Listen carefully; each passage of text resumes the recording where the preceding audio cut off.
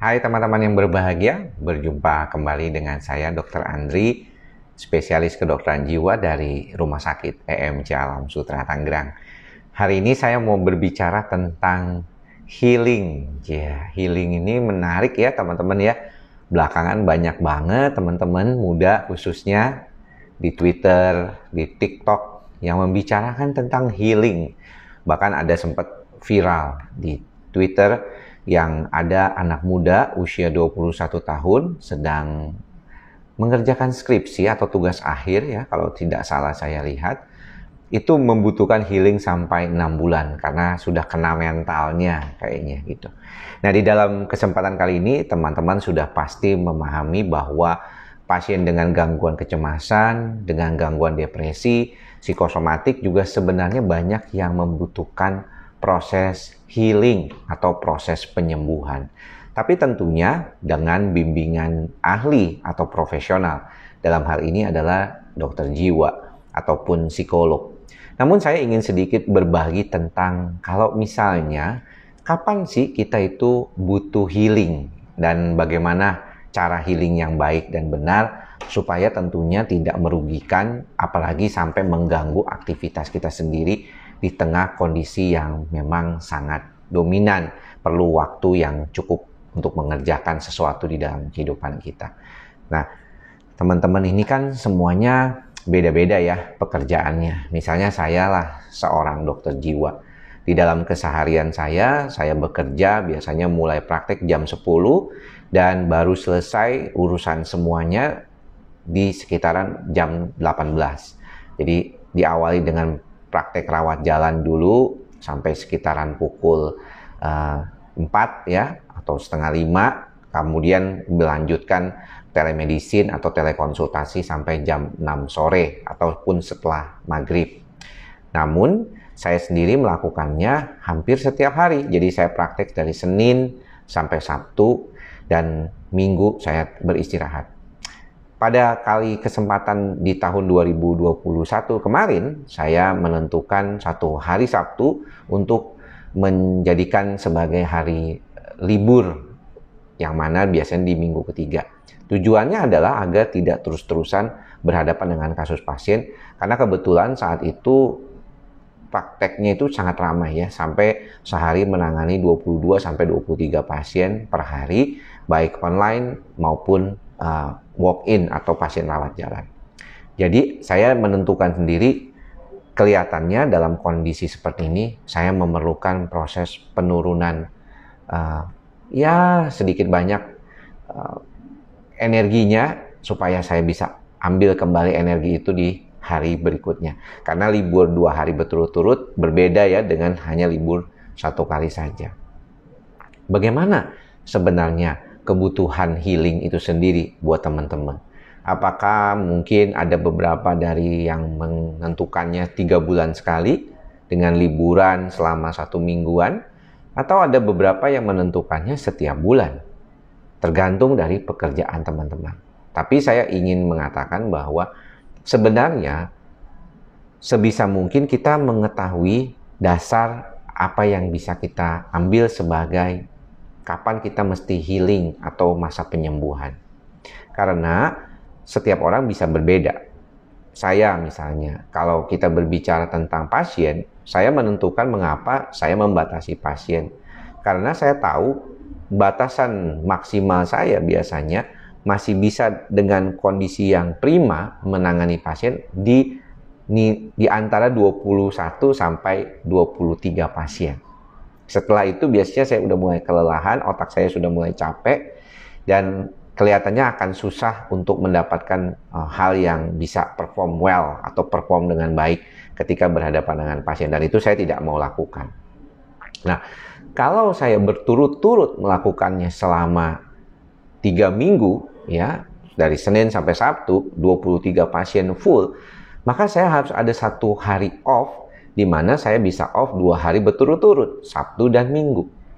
Karena kalau cuma Minggu doang, itu kelihatannya otak saya tuh sangat lebih aktif terlalu, ya, sehingga bisa mengganggu tidur saya misalnya. Tapi kalau misalnya teman-teman ternyata mengalami suatu kondisi di mana keadaannya tuh harus terus-menerus ya bekerja lebih dari 10 jam per hari dan kemudian kondisinya lebih sangat ketat, maka teman-teman mungkin bisa ambil jarak yang lebih panjang. Kalau sudah pernah membaca berbagai cerita terkait dengan orang-orang di luar negeri sana, di Eropa, di mana mereka kok kerjanya lebih sedikit ya, 5 jam, bahkan cuma 5 hari dalam seminggu, tapi hasil yang dia dapatkannya lebih dominan, karena mereka bekerjanya lebih efektif. Jadi teman-teman kalau perhatikan dengan kondisi pernah datang ke tempat praktek saya itu dari jam 10 sampai jam 6 sore itu tidak berhenti, hanya berhenti makan sekitar 25 menit. Ya, itu pun hanya di dalam ruangan makannya. Jadi nggak keluar-keluar tuh. Ya, paling cuma buang air kecil ya. Itu juga dilakukannya biasanya 4 sampai 5 pasien supaya nggak pegel gitu ya. Duduk terus.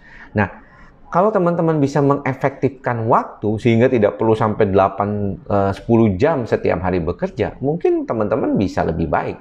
Salah satunya dengan cara misalnya membuang waktu untuk medsos itu jangan, atau main game itu juga dikurangin gitu. Hal-hal yang sepertinya tidak perlu atau tidak mendukung kepekerjaan teman-teman. Jadi kalau menurut saya, kapan kita bisa healing itu tergantung dari kapasitas mental dan emosi dari teman-teman sendiri. Kalau teman-teman bisa menentukan dengan sadar, itu sangat bagus sekali. Saya seringkali berkata kepada pasien, Anda harus sadar kapan Anda merasa tuh kelelahan yang dominan. Saya kenapa tetap di satu tempat prakteknya di Rumah Sakit Omni Alam Sutra dulu dan sekarang yang sudah berganti nama menjadi Rumah Sakit EMC. Karena dengan satu tempat praktek saya jadi bisa lebih fokus, saya bisa membantu diri saya sendiri mengetahui kapan saya bisa cuti ya kalau perlu, dan ketika berhadapan dengan situasi pasien yang tiap hari, makanya saya harus 3 minggu, saya harus cuti 1 hari deh tambahan untuk hari minggunya supaya dapat Sabtu dan Minggu. Jadi teman-teman bisa harus mengenali hal-hal seperti itu. Nah, ada nggak tanda-tanda di mana kita tuh butuh healing, dok? Tanda-tanda orang butuh healing itu biasanya lebih sensitif ya, sudah mulai sensitif, sering marah-marah, merasa kelelahan di pagi hari, sudah tidak lagi bergairah dalam menghadapi kondisi dalam kehidupannya, dia merasa kayaknya udah males ya, mengerjakan itu sudah tidak lagi dengan exciting ya, atau tidak masih dengan rasa senang, tapi udah merasa kepaksa. Nah, karena itulah pentingnya memahami. Namun ada juga orang yang merasa, aduh dok, tapi kalau saya memang nggak suka sama pekerjaan saya gimana? Penting teman-teman untuk mencegah burnout atau bored atau kebosanan yang luar biasa akibat dari pekerjaan kita sehari-hari. Kita mesti menyukai apa yang kita lakukan. Ya, ini menjadi modal penting untuk peningkatan karir teman-teman dan juga menjaga kesehatan jiwa teman-teman. Jadi kalau misalnya teman-teman sekarang belum berupaya mengatasinya dengan mencintai pekerjaan teman-teman, maka teman-teman mau nggak mau harus cari cara untuk bagaimana bisa mengelola kecemasannya itu terhadap keadaan di kantor atau di pekerjaannya. Karena kalau kecemasannya terus-menerus berkaitan dengan pekerjaan, ada burnout, ada boredom yang sangat nggak nyaman, maka nggak heran nanti suatu saat teman-teman bisa menjadi orang yang mengalami gangguan kecemasan. Karena memang sebenarnya dasar dari kecemasan itu biasanya pelan-pelan.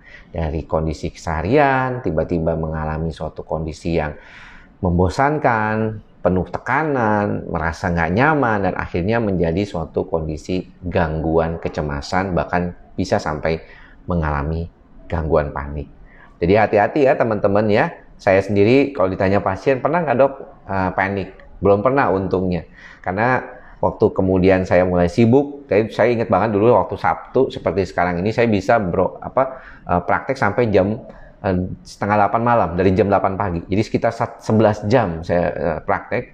Itu capek luar biasa. Saya nggak mau lagi seperti itu, karena semakin bertambah usia juga kapasitas mental kita pastinya akan berkurang. Tapi kita harus kerja cerdik, bagaimana kita bisa mengelola tetap dengan menyeimbangkan kemampuan kita dengan kapasitas kita sehari-hari dalam bekerja.